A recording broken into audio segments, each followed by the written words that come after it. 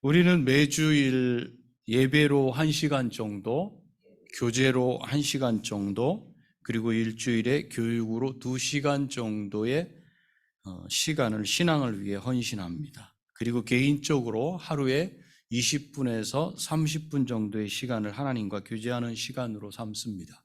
전체를 합하면 7시간 정도, 한 주일에 7시간 정도를 신앙 훈련과 예배로 사용합니다. 그것도 원해서 하는 경우도 있지만 억지로 하는 경우가 있습니다. 이 경우는 교육 효과가 급감하기 때문에 그걸 좀 뺀다면 평균적으로 4시간에서 5시간이 한 주일에 신앙을 위해서 사용하는 시간이 됩니다. 이 정도 시간이 이 시대를 살아가는 신자가 거룩한 하나님의 자녀로 자라는데 적정할 것인가? 물론 그 어떤 다른 영향을 받지 않는다는 전제하에서는 적정하다고 생각할 수 있습니다. 그런데 신자는 세상 속에서 성경 말씀에 반하는 교육을 이미 받고 있다는데 어려움이 있습니다. 어떻게 우리가 세상 속에서 성경이 가르침과 반대되는 걸 교육받고 있는지는 이제 말씀드릴 거예요. 우리가 신자로서 예배를 드리고 교육을 받고 교제를 하는 것은 일주일 동안 하지 못했던 것들을 모아서 해결하기 위한 방편으로서가 아니에요. 지금 이 시간이. 한 주일 동안도 내가 속한 공동체 가운데서 내가 살아냈어야 하는 삶이 주일의 말씀을 들으며 교육을 받고 교제를 한 것의 연장선상에서 이루어지는 일이었어야 한다는 거죠. 이 문제는 주일의 삶과 주중의 삶을 분리하지 않을 때 생각할 수 있는 것이지, 만약에 이중적인 삶의 태도를 가지고 있다면 동의가 안 되는 내용일 수 있습니다. 그렇기 때문에 오늘 말씀은 신자의 삶은 예배당에서 예배하는 것을 시작으로 교제하고 교육받은 것을 삶의 현장에서 그대로 유지하면서 확장시켜 나간다는 관점에서 이해하면서 들어야지 들리는 말씀입니다. 오늘 본문은 성전이 재건되고 60년이 지난 다음에 에스라가 2,000명의 귀환단을 이끌고 2차로 돌아오게 됩니다. 예루살렘에 도착한 이후에 일어난 역사를 기록하고 있습니다. 성전은 하나님이 함께 하심을 상징하는 것이었습니다. 하나님의 말씀을 듣지 않고 언약을 배반했던 선조들로 인해서 70년 동안 징계를 받고 돌아왔다면 이제는 뭔가 달라진 삶을 살고 있을 거라는 예상을 할 수 있을 텐데 전혀 그렇지 않았던 겁니다. 어떤 현상이 벌어졌냐면 이방 여자들과 통혼, 같이 결혼을 해요. 이방 여자들을 아내로 맞아들여서 그렇게 결혼을 하고 그 다음에 그 가나안 땅의 이방 신들을 숭배하면서 혼합된 신앙의 삶을 살고 있었어요. 성전 재건 이후 60년이 지나니까 그런 모습이었다는 거예요. 한마디로 그가 예루살렘에 돌아와서 보니 성전은 재건되었고 예배는 드리고 있는데 속은 다 섞여 있더라는 겁니다. 이 상황 앞에서 에스라는 9장 3절에 내가 이 일을 듣고 속옷과 겉옷을 찢고 머리털과 수염을 뜯으며 기가 막혀 앉으니, 이렇게 표현하고 있어요. 기가 막히다, 이런. 교회가 없는 게 아닌데 그 교회를 드나드는 사람들의 삶을 들여다봤더니 지도자들이 오히려 더 앞장서서 혼합된 종교로 살아가고 있었다. 이게 역사 기록이에요. 왜 이렇게 되었는지, 우리는 이 기록을 보면서 왜 이렇게 되었는지 그 원인을 살펴보고, 원인이 있을 거예요. 또 이 문제를 어떻게 해결하는지 보면서 오늘 우리의 삶을 어떻게 변화시켜야 할지, 우리의 삶을 향해, 나를 향해 하나님은 어떤 말씀을 주시는지 은혜를 하나님으로부터 받고 돌아가시는 시간 되기를 축복합니다. 에스라는 포로지에서 태어난 모세의 형인 대제사장, 누구죠? 아론. 아론의 16번째 후손이에요. 16대 후손이. 그는 자타가 공인한 율법 학자였어요. 포로지에서도 하나님 말씀을 배우고 그 말씀에 감동이 되고 다른 사람을 가르치는 자로 자라고 있었어요. 이 사람은 거기서 태어난 사람이에요. 포로지에서. 그러니까 포로지에서의 그 포로들의 삶이 어땠는지 에스라를 통해서도 보면 그들이 말씀을 놓지 않고 거기서도 가르치고 지켜 행하게 하고 하는 그런 사람이 있었더라. 그 중에 한 사람 아론의 16대 후손이 있었다. 이걸 이제 말씀하고 있어요. 그래서 그를 성경은 에스라 7장에 가보면 11절에서 학자 겸 제사장이다. 이렇게 표현해요. 누가 표현하냐면 현지 페르시아 왕이 그렇게 말해요. 7장 10절에서 그래서 에스라가 여호와의 율법을 연구하여 준행하며 율례와 규례를 가르치기로 결심하였더라. 이렇게 말씀하고 있어요. 그 땅 가운데서 아론의 16번째 후손으로서 제사장 가문의 16번째 후손으로서 하나님의 말씀을 배우고 그 마음이 감동되니까 뭐라고 결정했냐? 나는 율법을 연구하고 준행하고 내가 지키고 율례와 규례, 하나님이 어떻게 살아야 되는지를 가르치시는 대로 그것을 다른 사람들에게 가르치기로 결심했다. 이렇게 돼 있어요. 당시에 페르시아 왕이 이렇게 말해요. 모든 왕의 왕 아닥사스다는 하늘의 하나님의 율법의 완전한 학사 겸 제사장 에스라에게 이렇게 말해요. 왕이 인정하고 있었다는 거죠. 25절에 에스라야 너는 내 손에 있는 내 하나님의 지혜를 따라 내 하나님의 율법을 아는 자를 법관과 재판관을 삼아 강 건너편 모든 백성을 재판하게 하고 그중 알지 못하는 자는 너희가 가르치라. 뭘로? 성경으로. 이걸 아닥사스다 왕이 에스라에게 이렇게 명령을 내렸어요. 조서를 내려. 그래서 돌아갈 뜻이 있는 자를 모아서 예루살렘으로 돌아가라. 이렇게 했어요. 그래서 돌아온 사람들의 숫자를 8장에 이제 1절부터 20절까지 쭉 이렇게 써요. 구체적으로. 이거는 일일이 조사해 가면서 누가 돌아왔는지를 살펴서 기록했다는 말씀이죠. 그런데 이 명단의 중심에는 레위 자손이 있었어요. 에스라는 율법 학자로서 예루살렘에 돌아가서 해야 할 일이 있었던 거예요. 그것은 성전의 중심에 있는 예배를 회복하고 교육하는 일이었던 겁니다. 이렇게 해서 자원하는 레위인을 찾고 금식을 선포하며 돌아가는 길이 평탄하기를 간구했어요.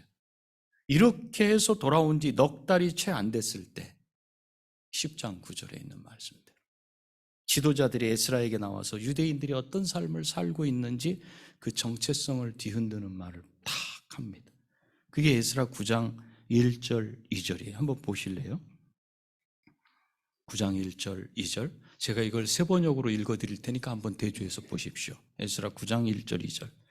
이러한 일들을 마친 다음에 지도자들이 나에게 와서 말하였다.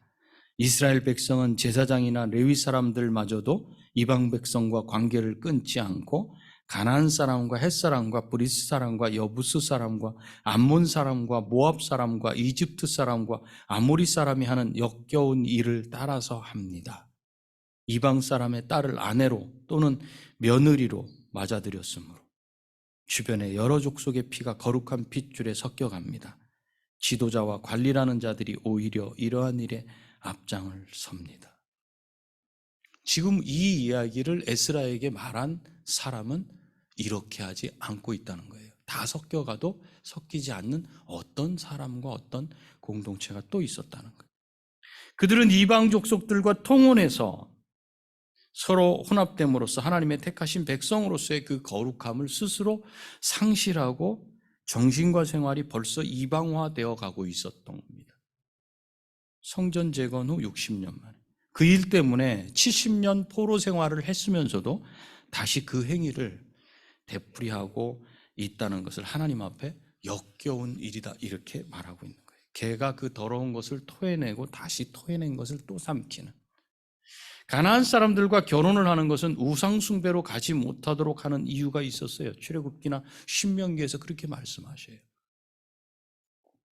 정체성이 상실될 위기에 처한 것을 직감한 에스라는 옷을 찢는 거예요. 거기서 옷을 찢고 머리를 잡아 당기고 수염을 뜯으면서 기가 막힘을 표현하고 있어요.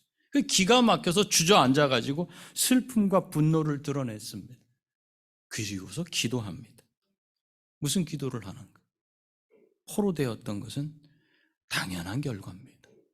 그런데 해방된 것은 하나님께서 말할 수 없는 은혜를 베풀어 주셨기 때문입니다. 이걸 여러분 아담이 범죄한 걸 그대로 갖고 와서 적용해 보세요. 우리가 죄의 종된 것은 당연한 결과였습니다. 하나님을 반대했으니까. 그러나 그 죄의 종에서 해방된 것은 하나님의 은혜였습니다. 지금 그거 고백하는 거예요. 그럼에도 불구하고 감사 없고 두려워하지 않고 다시 동일한 죄에 빠져 있습니다. 그러므로 의로우신 하나님 앞에 우리 중에 누가 설 수 있겠습니까? 그게 9장 6절에서부터 15절까지 기도하는 거예요. 감히 용서받지 못할 죄인들이 하나님께 은혜를 받아서 십자가의 보혈과 부활로 죄에 대해서는 죽고 이제는 하나님에 대해서 살아났는데도 다시 죄의 길로 돌아간다면 하나님 앞에 우리가 어떻게 설 수 있습니까? 이 기도를 지금 한 거거든요. 할 말이 없고 어디서부터 손을 대야 할지 알 수 없어서 주저앉아 엎드려 울며 기도할 수밖에 없었어요. 그 10장 1절에 이렇게 에스라가 하나님의 성전 앞에 엎드려 울며 기도하여 죄를 자복할 때에 많은 백성이 크게 통곡하며 이스라엘 중에서 백성의 남녀와 어린아이의 큰 무리가 그 앞에 모인지라. 에스라는 자신이 잘못한 게 아니지만 다른 사람의 죄악을 마치 자신의 죄인 것처럼 회개하고 있어요. 자녀가 잘못했을 때 부모가 잘못하지 않았어도 부모가 할 수 있는 일이 무엇인가? 그 앞에 통곡하면서 주저앉아서 하나님 앞에 기도하는 거죠. 그렇게 기도하며 죄를 자복할 때에 많은 백성이 크게 통곡하면서 그 큰 무리가 이렇게 나왔어요. 그 앞에 모여들었어요. 그들 중에 엘람 자손이 있었는데 그 자손 중 여히엘의 아들 스가냐가 에스라에게 이렇게 말을 해요. 2절이에요. 우리가 우리 하나님께 범죄하여 이 땅 이방 여자를 맞이하여 아내로 삼았으나 이스라엘에게 아직도 소망이 있나이다. 이렇게 잘못된 것을 깨닫고 인정하는 것이 소망이 있는 것이죠. 자신의 죄를 깨닫고 인정하는 사람은 죄악 중에라도 소망이 있어요. 기독교인은 반드시 이 정신을 갖고 있어야 돼요. 내가 잘못했다? 나만 잘못했냐? 그게 아니에요. 내가 잘못했다? 그럼 하나님 앞에 소망이 있습니다. 깨달았으면 어떻게 해요? 지금 얘기하잖아요. 인정하는 거예요. 하나님 앞에. 하나님, 이게 잘못된 걸 알았어요. 다윗도 잘못했지만 그가 그 잘못을 깨닫지 못했을 때는 어떻게 했어요? 일상의 삶을 살아갔어요. 그러나 나단 선지자를 보내서 하나님께서 말씀하셨을 때 그 말씀 앞에 그거 잘못된 거네? 그랬을 때는 어떻게 했어요? 주님 앞에 침대가 물에 뜰 정도로 눈물을 흘렸다 이렇게 말해요. 회개하는 거예요. 기독교인은 이런 사람이에요. 잘못을 저지르지 않는 사람이 아니라 잘못을 깨닫게 됐을 때 하나님 앞에 회개하는 사람. 우리 하나님은 그걸 받아주시고 하나님은 은혜의 문을 항상 열어놓고 계시기 때문에 그래요. 그래서 10장 2절 4절에서 곧 내 주의 교훈을 따르며 어떤 소망이냐? 곧 내 주의 교훈을 따르며 우리 하나님의 명령을 떨며 준행하는 자의 가르침을 따라 이 모든 아내와 그들의 소생을 다 내보내기로 우리 하나님과 언약을 세우고 율법대로 행할 것이라. 이는 당신이 주장할 일이니. 이거는 지금 여히엘이 말하는 거예요. 소망이 있습니다. 잘라내면 되죠. 율법을 따라서 다시 정리하면 되죠. 다시 우리의 돌아서 잘못된 길로 갔던 거 다시 돌이키면 되죠. 하면서 일어나십시오. 주저앉아 있는 에스라엘. 기가 막히지만 일어나소서. 우리가 도우리니 힘써 행하소서 하니라. 2절부터 4절까지 있는 말씀입니다. 여러분들이 누군가가 죄악 때문에 주저앉아 있다면 소망이 있다고 옆에 가서 다독거리면서 그가 하나님 앞에 회개합시다. 우리 하나님께서 용서해 주시고 그럼 우린 다시 본 길로 갈 수 있습니다. 이렇게 일으켜 세우시는 여러분이 되시기를 축원합니다. 이렇게 잘못을 깨달은 한 사람이 에스라를 다시 일으켜 세웠어요. 그리고 개혁을 시작해요. 그 결과 이방인과 이방 여인과 결혼한 사람들이 그들의 아내를 다 내보내는데 그 명단이 18절부터 43절까지예요. 10장. 한번 열어보세요. 18절부터 43절까지 쭉 있어요. 그런데 그 명단을 보면 공통점이 있어요. 대부분이 하나님이나 여호와라는 칭호와 관련 있는 이름을 가지고 있어요. 21절에 엘리야, 여호와는 나의 하나님이시다. 22절에 엘류에네, 나의 눈이 하나님을 우러러보나이다. 23절 유다, 여호와를 찬송하라. 마하세야, 여호와의 일. 스마야, 여호와께서 들으셨다. 우시야, 여호와의 능력. 여히엘, 하나님께서 살아계시다. 하나님의 백성으로 살아가면서도 그 이름에 걸맞지 않게 하나님께 불순종함으로써 하나님의 일을 더럽혔던 거예요. 그리고 그 명단 끝 44절, 그 44절은 이렇게 덧붙여요. 이들이 어떤 결단을 했는지. 이상은 모두 이방 여인을 아내로 맞이한 자라. 그리고 여기 그 중에는 자녀를 낳은 여인도 있었더라. 이방 여인뿐 아니라 둘 사이에서 태어난 자녀들까지도 내어보내는 그 결단, 그 수술이 여기서 일어났어요. 이제 결론을 제가 맺어요. 오늘은 일찍 결론을 맺는데 결론이 지난번과는 같이 짧진 않고 깁니다.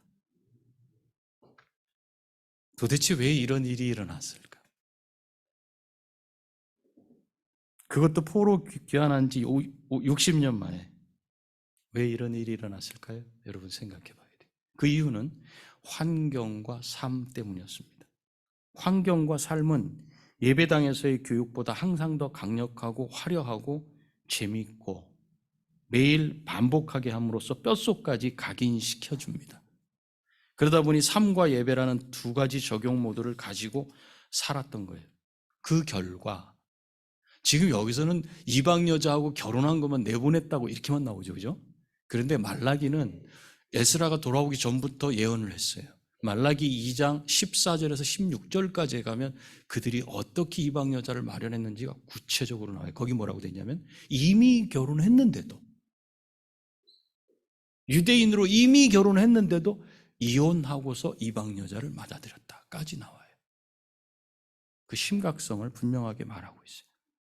그리고 아주 서서히 환경이라는 요소와 말씀을 가르치지 않는 삶이 60년간 지속되자 교회도 있고 예배도 있지만 내용도 없고 기준도 없고 각자 소견에 자기가 생각하기에 옳은 대로 그냥 살아가는 사사시대와 같은 어두움을 경험하게 돼요. 그래서 이 사실을 확인하게 된 에스라는 옷을 찢고 주저앉아서 정말 기절초풍할 그런 상황이다라고 그 가슴이 답답했는데 일으켜 세우고 개혁을 한 이후로 에스라가 어떻게 했는가? 에스라가 2권의 교육서를 기록했어요. 그 책이 뭔지 아세요? 성경. 역대, 상, 하. 그게 그들의 교육 교재였어요. 그러면 에스라가 그 교육 교재를 기록해가지고 뭘 가르치려고 했는지는 역대상 1절, 2절, 3절, 4절을 보면 정확히 알 수 있어요. 한번 보실까요? 역대상 앞쪽으로 가셔야 돼요. 에스라 앞쪽으로 가시면 돼요. 역대상 1장 1절에서 4절. 그 책을 딱 열면서 에스라가 어떤 마음으로 이걸 교육 훈련 교재 삼았는지 알 수 있어요. 역대상 1장 1절에서부터 4절까지예요. 다 찾으셨나요? 자, 역대상 1장 1절에서부터 4절을 우리 한번 읽습니다. 시작. 아담, 셋, 에노스, 게난, 마할랄렐, 야렛, 에녹, 무두셀라, 라멕, 노아, 셈, 함과 야벳은 조상들이라. 자, 아담, 다음이 누구죠? 후손이? 아담과 하와 사이에 누가 태어났죠? 가인이 태어났죠, 그죠? 여기 가인이라는 이름이 있어요, 없어요? 없어요. 가인이 아벨을 죽였어요. 그리고 주신 아들이 누구냐면 셋이에요.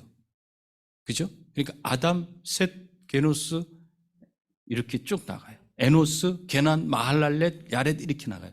자, 그러면 지금 이렇게 적혀 있는 이 책이 나오는 성경은 어딜까요?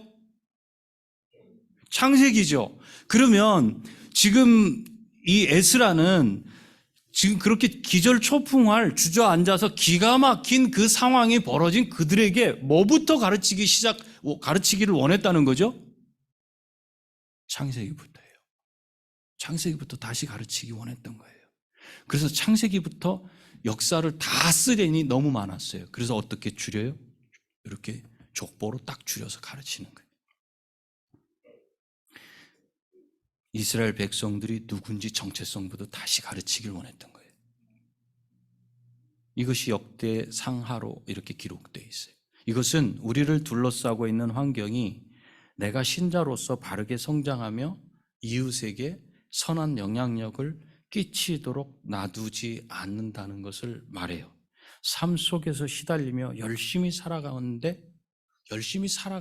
가운데 우리는 최선을 다해서 살면 돼. 거짓말하지 말고 최선을 다해서 살면 돼. 그러는데 그 삶 가운데서 서서히 나는 탈기독교 교육을 받고 있다는 거예요. 삶 속에서. 내가 접하는 강력한 미디어는 시간과 장소에 관계없어요.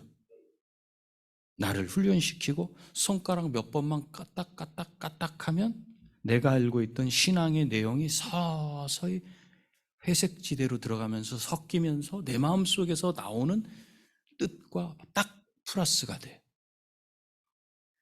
이것을 팀 켈러 목사님은 탈기독교 시대의 전도라는 책에서 이렇게 말씀하고 있어요. 저 책은 아주 얇은 책이에요. 이 시대의 세속문화가 그 자체의 도덕 이론이 모순적임에도 불구하고, 도덕 이론이라고 하면 이 시대를 어떻게 살아가야 되는지 이 사람들이 공통적으로 인정하는 어떤 기준인데, 이 기준이 모순이 있다는 거예요. 어떤 때는 이렇게, 어떤 때는 저렇게. 모순적임에도 불구하고 디지털 기술을 통해 끊임없이 우리를 에워싸는 강력한 도덕 생태계를 형성하고 있다. 그 영향력은 일주일에 그저 2-3시간 모여 예배를 드리거나 성경 공부를 하는 기독교인에게는 가히 압도적이라고 할 수 있다. 이렇게 오늘날의 심각한 위기 상황을 지적하고 있어요. 우리가 신자로, 예수님의 제자로 이 땅에서 살아가는 게 만만하지 않은 이유가 무엇인가? 디지털 기술을 기반으로 한 강력한 교육 때문이다. 이렇게 말하고 있는 거죠. 좀 더 구체적으로 하루 동안 우리가 스마트폰에 쏟는 시간과 그러는 사이 여러 이미지와 영상과 반복되는 표를 접하면서 그 메시지 하나, 카피라이터, 요거 하나씩이 딱딱딱 들어가는데 그거 하나만 딱 보면 오, 정리가 잘 됐군. 자기도 모르게 그런 표를 접하며 받아들이는 정보의 양은 지금까지 존재한 그 어떤 환경보다 우리를 철저히 에워싸며 일상적인 행동에 깊은 영향을 미친다. 그리고 상상력을 자극하며 다양한 내러티브를 만들어낸다. 내러티브라 그러면 그냥 이야기라는 단어로 해석할 수 있지만 그 이야기가 어떤 전달되는 매체, 방식 이렇게 해석을 할 수도 있어요. 이에 비하면 한 세대 전만 해도 논란이 되었던 TV의 영향력은 하찮게 보일 뿐이다. 예전에는 아이들에게 안 좋은 영향을 주고 드라마에 한번 빠져버리면 수요 예배, 나 그 드라마 봐야 되는데. 금요 기도에 나 드라마 할 시간이야. 그래서 모두 취소할 정도로, 예배를 취소하고 기도회를 취소할 정도로, 또 아이들의 공부에 악영향을 미친다는 그런 이유로 TV가 대단한 영향력을 행사해서 어떻게 했어요? TV선을 잘라. 우리 집은 TV 안 보인다 그래. TV선을 잘라놔. 가만히 있는 TV 선 잘라가지고 바보 역할을 하게 만들어. TV 못 봐. 또는 TV를 치웠어요. 그래서 어떤 집에 가면 TV가 없는 집도 있어요. 선이 잘려진 채로 있는 집도 있고. 근데 요즘엔 못 자를까? 요즘엔 너무 비싸. 큰 TV는. 자르지는 못해.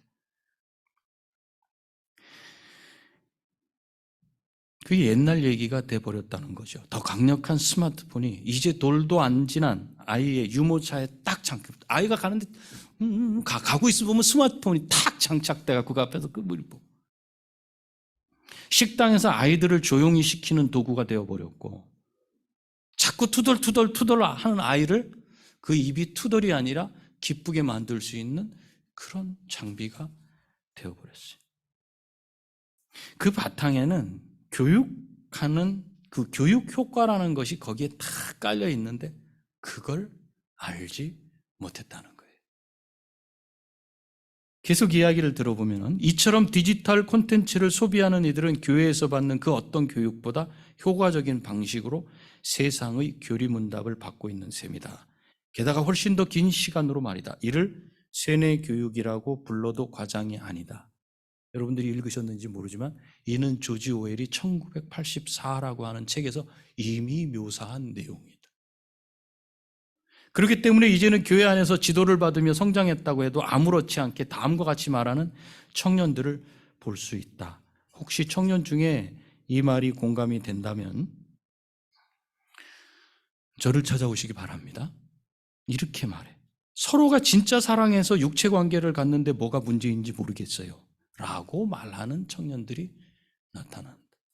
이에 당황한 부모들은 성경 본문을 그들에게 제시하기도 하지만 별다른 효과가 없다. 왜냐하면 그러한 관계가 충분히 가능하다고 이야기하는 시대의 내러티브, 곧 정체성과 자유와 도덕성에 관한 내러티브가 그들의 의식 밑바닥에 자리하고 있기 때문이다. 따라서 우리는 문화적 내러티브가 아니라 이런 문화의 이야기, 문화가 흘러가고 기준을 잡는 그게 아니라 성경적 내러티브로 어떻게 기독교인의 신앙을 만들 수 있을지 알아야 한다. 이렇게 말하고 있습니다. 우리를 둘러싸고 있는 환경은 우리가 신자로 살아가도록 놔두지도 않고 소금과 빛의 사명을 감당하게도 하지 않아요.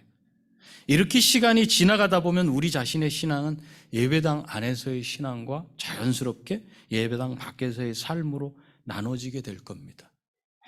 그러지 않기 위해서는 내가 지금 교육을 받고 있는지 교육되고 있는지부터 분명하게 분별을 해야 돼. 에스라의 개혁처럼 나의 가장 소중히 여기는 부분까지도 떼어내는 결단을 해야 할 겁니다. 어떤 분은 그 사이에 낳은 자식도 있어서 나는 도저히 포기하지 못합니다 라고 말할 정도로 고통스러운 현실을 마주할 수도 있어요. 이방 여자들과 결혼했던 자들 중에 이미 자녀를 낳고 살고 있었던 사람들도 있었던 것처럼 그렇습니다. 그들은 그들의 자녀와 이방 여자를 자신들에게서 떼어내는 고통을 감당해야 했습니다. 만일 내 신앙이 삶 속에서 소금과 빛으로 영향력을 끼치지 못한다면 그 원인을 찾아내고 떼어내는 개혁의 자리에까지 가야 할 겁니다.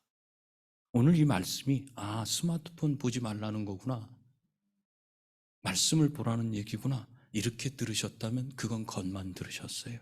저는 여러분에게 지금 이 시간에 또 오늘 말씀을 듣고 성경을 더 많이 읽어야 됩니다, 그걸 말하는 게 아니라 여러분들이 예배당을 떠나서 생활해가는 그 생활 환경은 여러분들을 새롭게 교육시키는 환경이고 터전이고, 그것이 누구에게나 들려지는 스마트폰으로 그 안에서 모든 걸 검색하면 다 나와서 나를 교리교육을 시켜가고 있다는 사실을 분명히 인정하라는 거예요.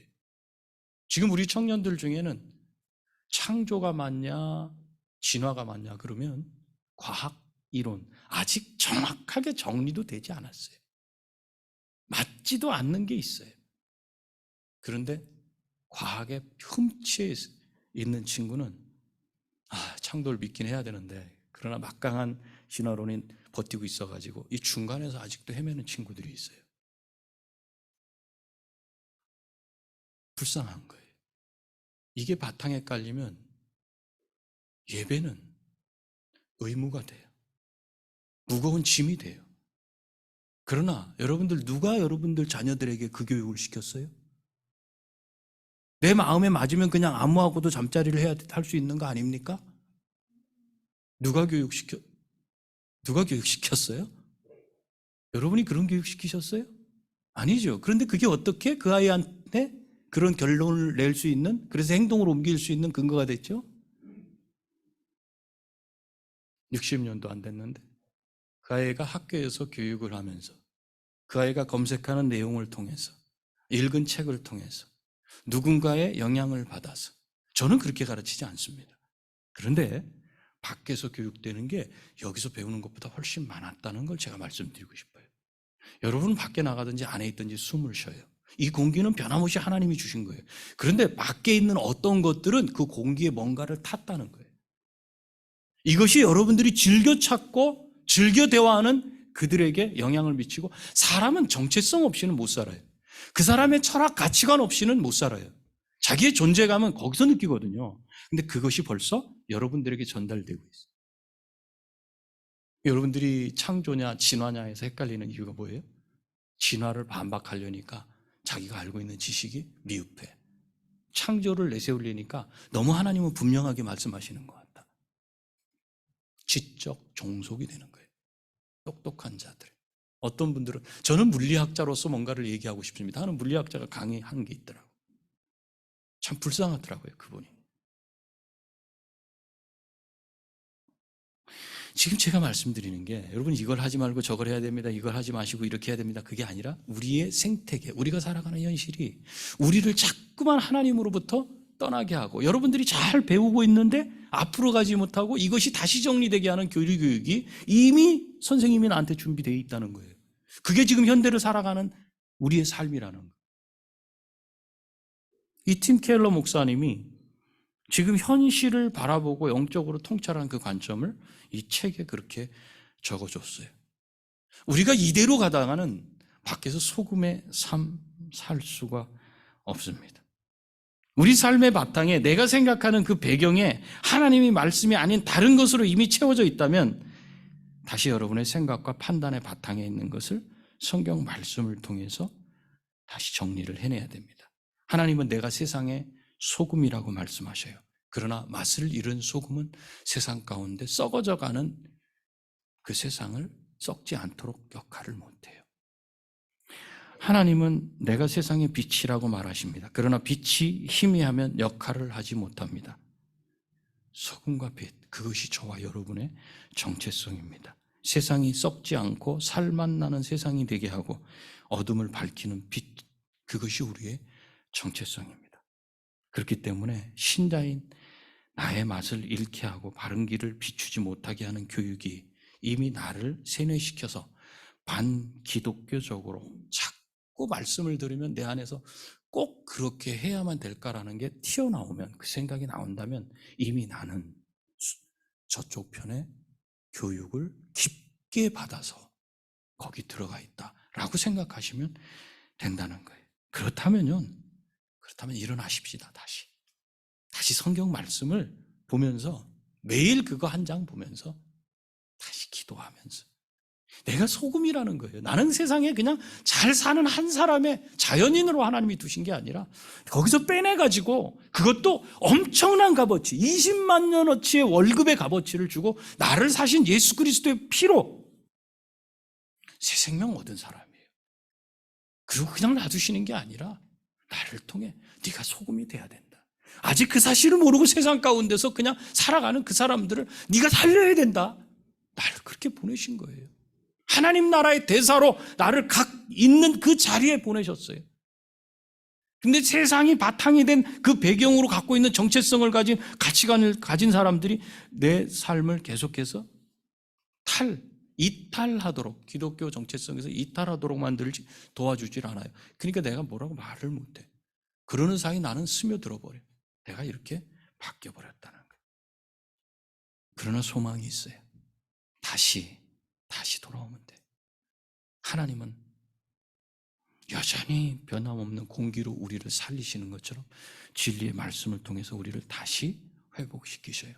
여러분이 믿음으로 내가 그 하나님께 나가겠습니다, 이렇게 하면 하나님이 나를 붙잡으시고 다시 회복시키셔서 여러분 한 사람이 세상에 수없는 사람들을 다시 하나님께로 인도해갖고 바른 길로 갈 수 있게 하는 그 내러티브예요. 하나님의 내러티브.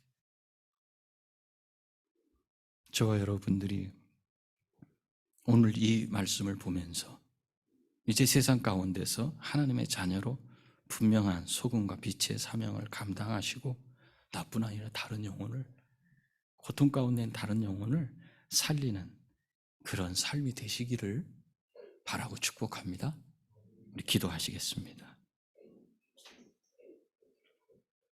로마서 12장 2절에 너희는 이 세대를 본받지 말고 이렇게 돼. 오직 마음을 새롭게 함으로 변화를 받아 하나님의 선하시고 기뻐하시고 온전하신 뜻이 무엇인지 분별하도록 하라. 이 시간 우리가 기도하면서 내가 수없이 많은 교리 교육을 받으면서 내가 바뀌어져 가고 있는 나 자신을 알지 못했습니다. 여러분이 만약에 그랬다면 이 시간에 그것을 회개하고 다시 주님, 소망이 있습니다. 여전히 주님은 변함없고 나한테 말씀하시고 계시기 때문입니다. 내가 그 말씀을 붙잡고 이제 거룩한 삶으로 소금과 빛의 사명을 삶의 현장에서 감당하는 그 삶 되도록 도와주옵소서. 우리 한번 기도하겠습니다. 기도하시겠습니다.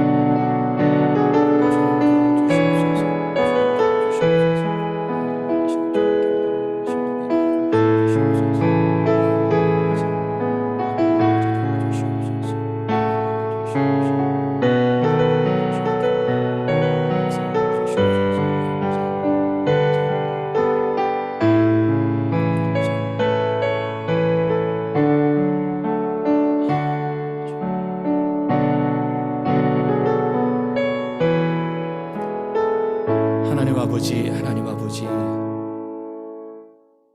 신자로 예수 그리스도를 믿는 자로 이 땅에서 살아가는 것이 참 쉽지 않음을 발견합니다. 저희가 그냥 자연인으로 종교의 하나를 택해서 그렇게 살고 그 정체성을 가지고 세상 가운데 살아내는 게 아니라, 나를 위한 게 아니라 그 땅 가운데 들어가서 이 세상이 바탕이 된 하나님 없는 그 삶을 사는 자들의, 그래서 그 가슴이 항상 공허한 자들에게 소금과 빛의 사명을 감당하도록 보내셨는데, 그 세상에 들어가 보니 시간이 지나면 지날수록 신자의 정체성이 아니라 오히려 반대의 정체성으로 교육되고 있었다는 사실을 우리가 발견합니다. 주님, 우리를 불쌍히 여기셔서 우리가 세상 가운데 분별하게 하시고 세상을 닮지 않게 하시고 우리에게 허락하신 소금과 빛의 사명 감당할 수 있도록 성령께서 날마다 우리를 붙들어 주시옵소서. 그래서 하나님 없이 고통하는 자들에게 소금과 빛을 선물할 수 있는 우리 될 수 있도록 우리를 붙들어 주시옵소서. 우리의 자녀들이 다 그 길을 걸을 수 있도록 축복합니다. 주님, 복을 내려 주시옵소서. 예수님의 귀하신 이름으로 기도합니다.